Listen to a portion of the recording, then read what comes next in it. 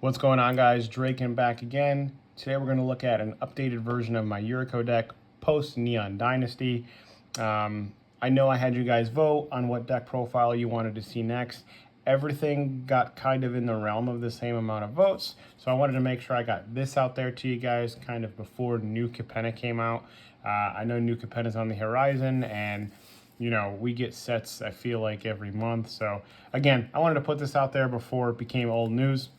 So before we get into that, thank you guys for subscribing, commenting, interacting with my videos. I really do appreciate it, and I love the feedback, and I love the engagement that I do get from you guys in the comment section. It's kind of why I keep doing these things. In addition, I also have a really cool potential partnership on the horizon. Nothing major, just something cool to keep the channel moving, as well as kind of add some validity to some of the things that I do here. So stay tuned for that. That being said, we're going to move on to the deck profile. So again, with the Yuriko deck, a lot of really cool things post Neon Dynasty. A couple of deck building rules and restrictions I put on this deck. So we're going with an ninjutsu theme as well as kind of an extra turns sub theme. That was the way I wanted to take the deck. I thought it would kind of be one of the cool ways to play it. In addition, a deck like Yuriko, especially when you go the extra turns route, can be a bit oppressive, and you can kind of get a groan and a moan from the table when you start playing some of your cards. So I wanted to make the deck fun for me, but also not super oppressive to my opponents. So we did restrict some of the card choices. Again, we opted for less tutors, no Cyclonic Rift, things of that nature to kind of not make it as oppressive or as obnoxious to play against. And then in addition to that, we just wanted to make sure that we can deploy ninjas on the table and go for an accuracy by volume kind of thing. So we're not playing things like Divining Top. We've cut things like Ponder. We've cut things like Brainstorm. In retrospect to things that can trigger multiple ninjas hitting at a time. So we make things into ninjas, we clone ninjas, or we just deploy a lot of ninjas.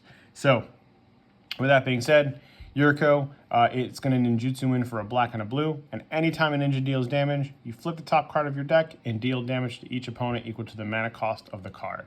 So that's kind of the center point of our deck here. We're looking to hit with a lot of little ninjas and just flip 3, 4, 5, 6, 7 cards in a turn. So the kind of meat and potatoes of the deck is evasive 1/1s and then obviously the ninjas. So the evasive creatures I opted to play were Ornithopter and Gingerbrute for our colorless guys here. Ornithopter is just a 0 cost evasive flyer, and then Gingerbrute is a 1/1 for 1 with haste. The big thing here is he doesn't really cost any colored mana to cast, so it makes sometimes your early gameplay a bit easier. And then you pay 1 and it can only be blocked by creatures with haste. So I enjoy Gingerbrute. He gets in there pretty quick.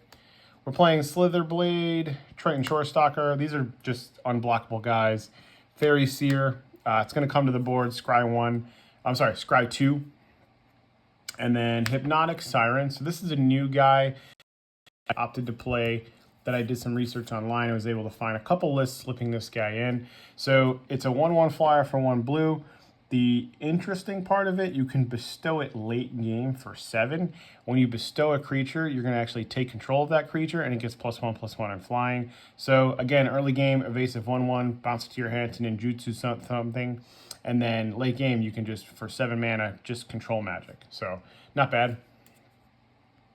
Siren Store Tamer, 1/1 for 1. Mid-late game, you can pay a blue, sack it to counter a spell that targets a creature. Mistcloak Herald, Wingcrafter. I know I spoke about this guy a little bit in the first deck profile. So he's a 1/1 for 1. When he comes to the board, you're going to soulbind it to another creature. And that creature and Wingcrafter both gain flying.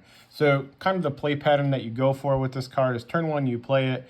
Turn 2, you attack into a vulnerable opponent. You ninjutsu this into your hand to play Yuriko, and then turn 3, you play this, soul binding it to Yuriko, giving them both flying, making Yuriko evasive from there on out. Tormented Soul, Ghoul Duel Lurker, try to say that 10 times fast. Changeling Outcast, which is a 1/1 evasive, it's also a ninja. And those are all the kind of 1/1 for 1s, so to speak, that we're playing. In addition, we are playing some 2-mana evasive creatures. So we do have the Baleful Strix, which is kind of a staple in Yuriko. Dauthi Voidwalker, again, we've seen it everywhere and in a lot of different formats. It's evasive, it's going to do some graveyard hate, and it does only get you some free value and free spells.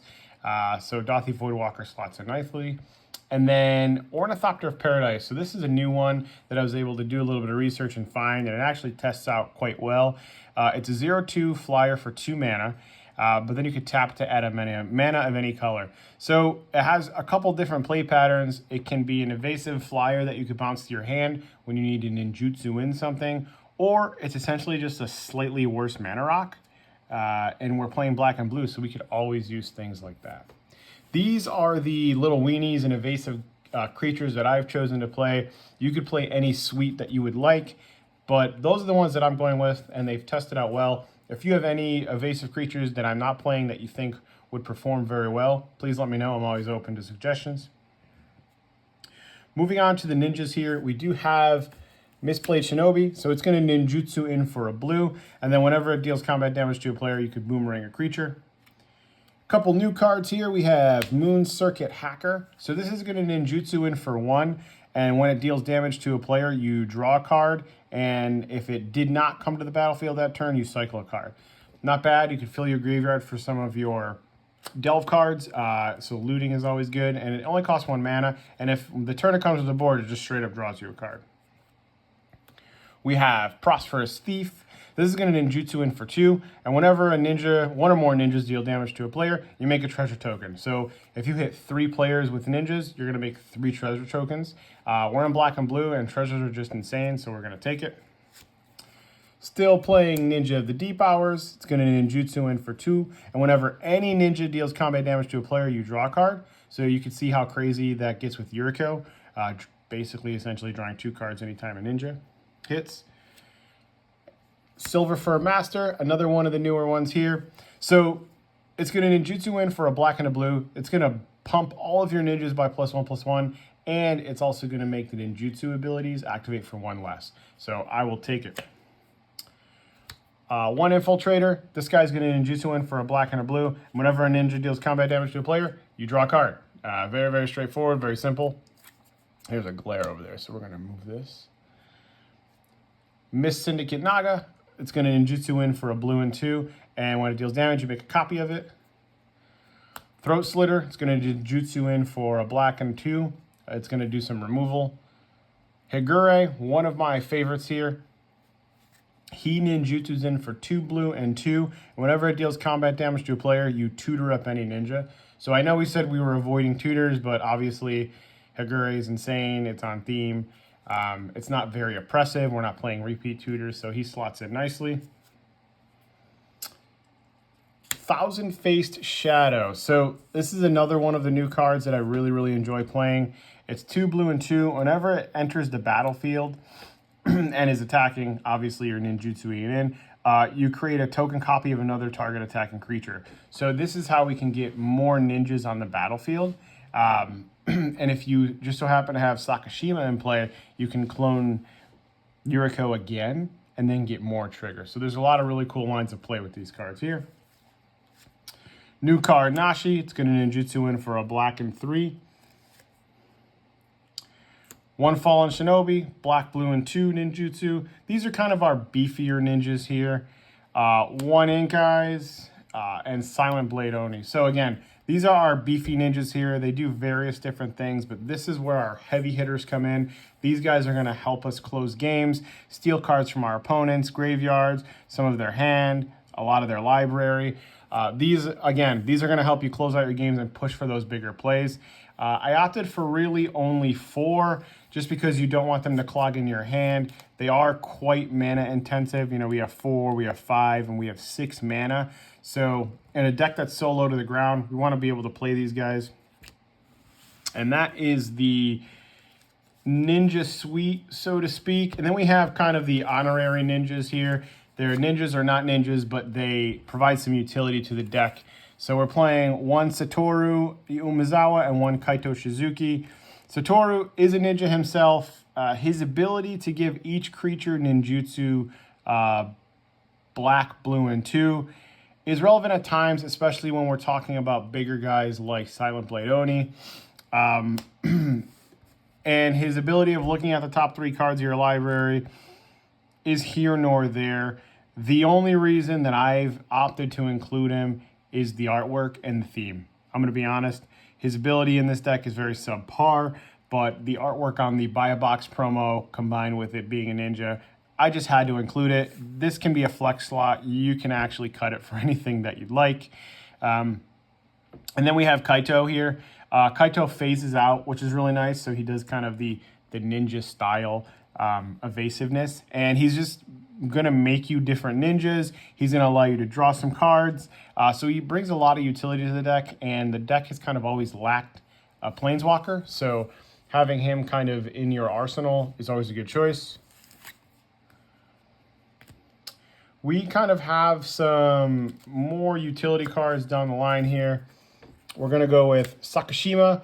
I like Sakashima a lot. It comes down and it's always going to clone Yuriko. So you're going to get double Yuriko triggers off of any time a ninja hits. Same thing goes with Spark Double. Again, you want to be able to maximize Yuriko. So if you have 4 ninjas on board, you throw down Sakashima, that creates a 5th ninja because you're cloning Yuriko. And as opposed to flipping, 5 cards off of Yuriko that turn, you're going to flip 10. A lot of really good lines of play. One card that I opted to omit just because I didn't think it was powerful enough for the price was Sakashima's Student. The fact that Sakashima's Student couldn't clone Yuriko without Sakashima on the board made it not the best card for $65-70, but it looks like it's been recently reprinted in the mystery boosters for New Capenna. So I'm eyeing it up right now. I see them for about $35, but I would ideally like to buy that card for $25. So I'm kind of keeping an eye on it. It's down in the $25 range. You'll definitely see it slot in here because at that price point, you can't pass it up. We have Grazilax. This is one of my favorite guys. Essentially, your ninjas are going to get through or they're going to return to your hand. So it allows them to kind of bounce in and out of play. And if they do get through, you're going to draw a card. We have, he's going to make your little ninjas, your little 1/1s evasive. And then this is a new slot in as well. It is Grim Hireling. So I wanted to talk about this guy a little bit. Came out in Adventures of the Forgotten Realms Commander deck. But it was something that I didn't really know about, and then upon doing some more research like I've been for this deck, this guy came across. So whenever 1 or more creatures deal combat damage to a player, you make 2 treasure tokens. So it's going to ramp you. But also built into the card has the payoff of sacrificing treasures to basically kill something or give something a -X/-X. So for 4 mana, it has a lot of utility. Again, we're in black and blue. Ramp isn't as good as something like green, so we kind of get it where we can. All right, on next here, a couple of mana rocks. Nothing fancy here. We have Soul Ring, Arcane Signet, Dimir Signet, Talisman of Dominance, and Dowsing Dagger. So let's talk about these for a little bit here. Obviously, the top row and Talisman of Dominance, they're just standard artifact ramp. I opted to play the Dowsing Dagger. Dowsing Dagger is an interesting card. It's going to 2 to cast and 2 to equip. When Dowsing Dagger comes to the board, a player gets 2/0/2 green plants with Defender. Absolutely obsolete and irrelevant. They're never going to be able to block you guys anyway. The equipped creature gets +2/+1, which is a nice boost. We'll take it. But the cool part is when that creature deals damage, Dowsing Dagger is going to flip. Dowsing Dagger flips into a land called Lost Vale, and it taps to add 3 mana of any one color. So again, it's going to hit, and it's going to turn itself into a Lotus. We will take it. Good ramp. We're based on attacking and getting through. So that card is almost always going to flip the turn that it's equipped. All right, so onto some card draw spells. You have card draw on Yuriko and all of your ninjas for the most part. So the card draw spells in the deck kind of are few far in between. They usually stick to the board or provide you a high velocity of value. So we're going to go Bident of Thassa as well as Reconnaissance Mission. These are essentially the same card. Whenever a creature deals damage, you draw a card. But given the way the deck works, once one of these sticks, you're going to be turboing through your deck for the best cards possible. Another cool addition is Biden also forces your opponent's creatures to attack. So again, on your turn, you can then crack back with some creatures. And then Reconnaissance Mission, if it's dead, you could just cycle it away. And then obviously we have our big boy spells with Delve. We have Dig Through Time and Treasure Cruise. Not too much to say about those. They cost a lot of mana. You delve them away to make them more efficient. Next is going to be some removal in the form of single target removal, counterspells, and board wipes. So we're going to go Reality Shift. This is 1 blue and 1. Exile a creature and the opponent manifests the top card of their library. Again, such a small downside to exile a creature in blue. Resculpt. This was a card I was actually looking to cut previously, but it has overperformed so well. It is 1 blue and 1, like Reality Shift, but it exiles an artifact or a creature. So being so versatile in the color blue as far as single target removal is fantastic. The only downside is your opponent makes a 4/4. Again, your guys are all evasive. That 4/4 is not too big of a deal. So Resculpt is something that's definitely overperformed for me. 1 Consign, it's a modal card, so it's got 2 sides. It's got the Aftermath ability, which is not bad, but we're mainly in here for 1 blue and 1. You could boomerang any permanent.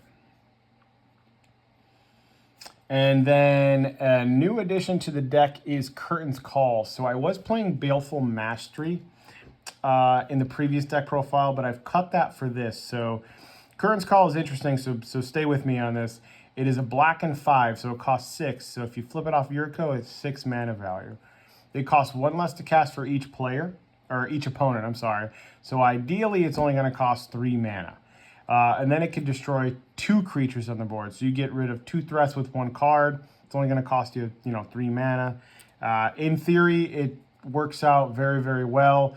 There are some clunky play patterns with it. So if you don't have this card, you can play Baleful Mastery. But the times this card does actually hit the board to remove creatures, I mean, it is just well more than what I expected out of a card like that. So, and the last single target removal spell we have is Snuff Out. So it's 4 mana when you flip it off of Yuriko. If you control a swamp, you can pay Poor Life instead of paying the mana, and then destroy a target non-black creature.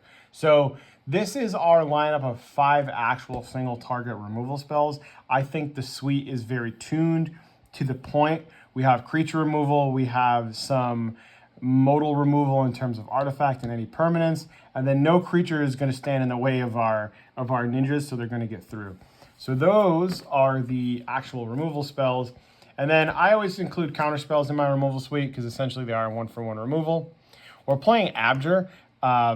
This is a card that I didn't know about, but I stole this off of EDH Recast video. So again, this is not an original by me. This is something that I stole. But it's 1 blue, and then in addition, you have to sacrifice a blue permanent, but you counter any spell. So 1 blue mana, sack a blue permanent, counter a target spell. The reason why we like that is when you get to mid-game, and if Yuriko doesn't have any evasion on, it gets very tough to break Yuriko through.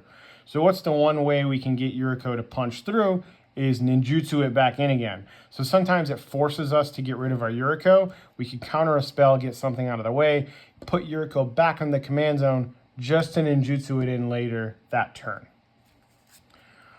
Denial, I think this is one of the best counterspells, especially in a budget.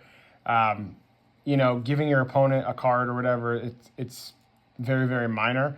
And the fact that it's not restricted by double blue like something like Counterspell, which we also are playing because we are pretty blue heavy. But these are the suite of counter any, quote unquote, any spell. And then I'm also slotting in 1 negate. I wanted an additional counterspell, but I didn't really know what to play. There is a new counterspell in New Capenna that will be put in place of negate. It is 1 blue to counter a non-creature spell, just like negate, but it costs 1 less mana, and you give your opponent 2 treasure tokens. So I think I wanted to try that out in place of this. And then we have Mystic Confluence. This is kind of our chunky counterspell. So you mana leak something for 3. You can return a creature to its owner's hand, or you can draw a card, but you can choose 3 modes when you cast it. So it's very versatile, very modal. It can get the job done. And then we have board wipes. So again, we're not playing Cyclonic Rift, so we kind of have to work with what we have in the confines of things. So we're playing Devastation Tide and Coastal Breach. Devastation Tide is 5 mana, return all non-land permanents to their owner's hand, which would be your commander, so it would go to the command zone. And then Miracles for 2. And then we have Coastal Breach, which costs 7 mana, but it also has that Undaunted ability, right? So ideally it's going to cost 3 less, so making it 4 mana, returning all non-land permanents to the owner's hand. There's a couple board wipes that I've been experimenting with. These are the ones that have worked best for now. There is a black budget board wipe I'm going to try. I forget the name of it. I actually just ordered it today. But it costs 2 black and 2. You choose a creature type. Anything not the creature type gets -3/-3. So I might slot that in here. I'm just going to wait for it to come to the mail and do some testing on it. And then the final part of the theme of the deck here is we're going with that extra turns sub-theme. So we wanted to play some extra turn spells. Now, in the same vein as opting to not play things like Cyclonic Rift, I'm not playing the best extra turn spells. You know, the temporal manipulation and things like that. Those, if you have them and you want to be very, very heavy on your play group, play those. But I wanted to play the extra turn spells that cost more and do less, so to speak, just so it doesn't seem so oppressive. You know, I know temporal manipulation is probably one of the better counter spells in Time Stretch for that kind of mana. Expropriate, right? Those are just very oppressive cards in a deck that's already very oppressive and can't be fun to play against sometimes. So keep that in mind when we're going among the extra turn suite. We're going with the dumbed down versions of a lot of these cards to make them a little bit more fun and a little bit harder to cast. So the only kind of quote unquote really good one we're playing is Time Warp. 5 mana, take an extra turn. That's just because I was able to pick up a Mystical Archive version at a good price. And we're not playing a lot of the 5 mana ones. So we're playing Karn's Temporal Sundering. It is 6 mana, take an extra turn, and return a non-land permanent to their owner's hand. Temporal Mastery. It is take an extra turn, but it miracles for 2. Alrund's Epiphany. It costs 7. Create 2 1/1 birds, and then take an extra turn. You could also foretell it, which is nice. The cool thing is when you take that extra turn, the birds can attack, so it allows you to get some extra ninjutsu in there.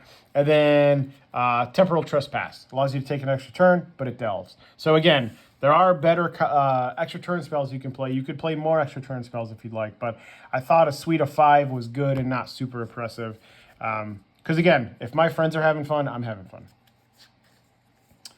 And then we have some like utility enchantments and artifacts that I play. So Maskwood Nexus, as well as Arcane Adaptation.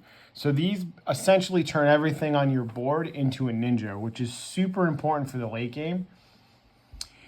I think of these are game enders, right? So if you have, 3 ninjas and 4 1/1 evasive creatures on the board, if I slam Arcane Adaptation or Maskwood Nexus, now all of a sudden I have 9 ninjas on the board that are all going to hit for damage. So these are the type of the cards that can end the game. In addition, Maskwood Nexus is going to make some 2/2 changelings at times. But again, you're just looking to push for heavy damage when you slam one of these cards on the board. And then I'm still playing the Cunning Evasion.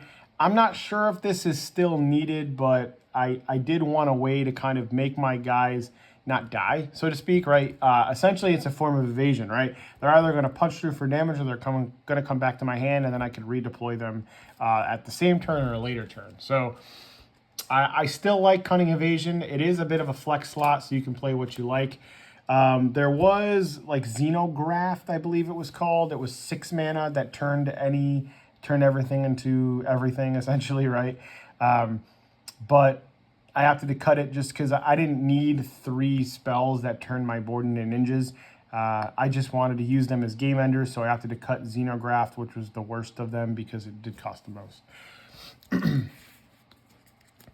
All right, we're heading on to I believe it's the most exciting part, but other players will disagree, is the lands. So first we're going to work on some modal cards. So Glasspool Mimic, Hagra Mauling, as well as Seagate Restoration. So these are the modal spells that we opted to play. Glasspool Mimic is a clone. Hagra Mauling is a removal spell that costs less if an opponent controls no basic lands. And then Seagate Restoration allows us to draw some cards and have no maximum hand size, which can be irrelevant. Again, you're going to play these cards as lands 9 times out of 10, but the times you don't need them as lands, they're actually quite clutch. So I do like this suite of modal cards. You could play the other ones. You could play like Agadeem's Awakening and things like that, but I didn't feel like Agadeem's and things like that were needed. But again, play anything you'd like. On to the lands. Rainbow lands. Command Tower. Exotic Orchard. These are going to make any color. So these are going to make black or blue. And for the dual lands, I'm slotting in the Drowned Catacomb, which is the check land. Underground River, which is the pain land. Sunken Hollow, which has the land type, so you can fetch it out if needed. I'm not playing Polluted Delta for budget reasons. I have Polluted Delta in 2 of my other decks, so I opted not to play it here. Once it gets a reprint, we'll slot it in. Choked Estuary. River of Tears. I like this one a lot. I took this out originally, but I ended up putting it back in. It adds a blue every time. We're very blue heavy, as you can tell, so adding blue is great. But if you played a land, it adds black instead, so it allows us to kind of add some versatility to our mana base. Shipwreck Marsh, this is our Midnight Hunt land. Fetid Pools, which has both land types, but it cycles for 2. Let's get the glare out of here. Tainted Isle, which taps for a colorless, but you can add a black or blue if you control a swamp, which is easy. Watery Grave, which is our shock land. Clearwater Pathway, which is our pathway, coincidentally. So those are the dual lands that I opted for. You can play any suite of dual lands you'd like, or rainbow lands, based on the budget you have at hand. Again, this deck started at about 250 to 300, but has crept up due to the demands of some of the older cards. And again, I'm kind of evolving this deck as we go as well. So those are the dual lands that I've opted for. One of the things that can happen is, Cyclonic Rift happening to you isn't the worst thing. A heavy board wipe, Wrath of Gods, things like that, Damnations, Blasphemous Act, things like that that are sending your creatures to the graveyard can be tough to recover from. So what we do to combat that is we slot in a couple man lands. So I opted for these 2 man lands, Fairy Conclave and Blinkmoth. You can play any man lands in the color combination that you like. I will just give you a quick, simple explanation as to why I chose these. So Fairy Conclave comes to the battlefield, tap. It could tap for a blue, but for 1 blue and 1, it becomes a 2/1 flyer. Inkmoth adds a colorless, and you could pay 1 to make a 1/1 flyer. The reason I opted for these is you don't have to pour a ton of mana into them. They only cost 1 or 2 mana to animate them into a creature. And that's what we want to do when recovering from a board wipe, is we want to spend as little mana as possible to rebuild our board. So these will animate, and then you can ninjutsu them out the same turn. So that's kind of what we're going for. There's also the black-blue man land you can play, which gives you an extra power and toughness, but it also costs 1 more mana. But in addition, it does give you access to black. I just opted to play Fairy Conclave because we're so blue-heavy, and it costs 1 less mana to animate. Some other utility lands that we opted for were Otara the Sorting City. That's new from Neon Dynasty, as well as Takanuma the Abandoned Mire. So these both come into play untapped, tap for their respective color, but then they have that channel ability, right? They're basically modal lands that have extra abilities on them for no additional cost. This one's going to bring a creature back from your graveyard, and this is going to boomerang a card. Mystic Sanctuary, I think this card's money in here, especially since we're playing extra turn spells. It's an island, comes into play tapped unless you control 3 or more, but when it comes to the battlefield untapped, you return an instant or sorcery. Shizo, Death Storehouse. I mean, this is a free roll agains. You know, these three guys here all come into play on tap, so they're just strictly better than a basic land. This one you could tap to give a legendary creature fear. So what you're going to do is you're going to give fear to Yuriko and make Yuriko evasive. Urborg, it's going to make everything a swamp, so it turns on, you know, any of the cards in the deck, such as Snuff Out, that require you to have a swamp, and it fixes you for black mana for the game. Bazooka Bog comes into play tap, but it's going to exile a graveyard. Always got to pack some sort of exile hate in your deck. Access Tunnel, so another utility land in the slot. This is a flex slot. You can play anything you like. Rogue's Passage, Reliquary Tower if you wanted to. It's going to tap for a colorless, but then you tap 3 and tap it. Target creature with power 3 or less can't be blocked. So again, things like Yuriko, you're going to punch through. It's really nice to have that utility on a land. And since we have a pretty good mana base, we're only in 2 colors, we can afford to have a colorless land. Sanctum of Eternity. So this is an interesting one. This card I was iffy about, but I've slowly grown to love it. Taps for a colorless, but you can tap 2 and tap it. Return a commander you own from the battlefield to your hand. So again, it's in a situation where Yuriko just can't punch through. You can force it to the command zone and then ninjutsu it in later that turn. So our land slots do have a lot of utility, and our lands are going to be some of the things that push us through really, really heavy in the game. And then we have Fabled Passage. Again, I'm not playing Polluted Delta just because I don't have an extra one right now. And honestly, it doesn't really need to be in there. If you have one, play it. But I opted to play the Fabled Passage. And then what would a Yuriko deck post Neon Dynasty be without the Neon Dynasty basic lands?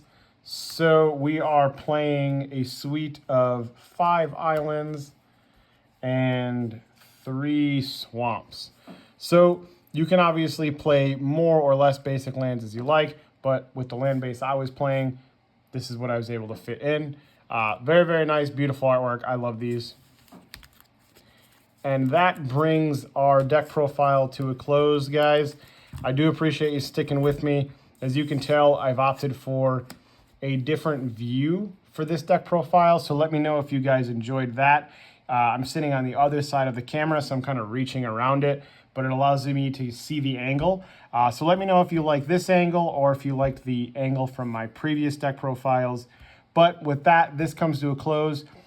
Please remember to subscribe. I do appreciate you guys when you hit the subscribe button. When you comment and engage with me, that means the world. I love to interact with you guys, bounce back ideas, and see what you guys are playing and where your head's at. So that's it, guys. I appreciate you stopping by. Have a good one.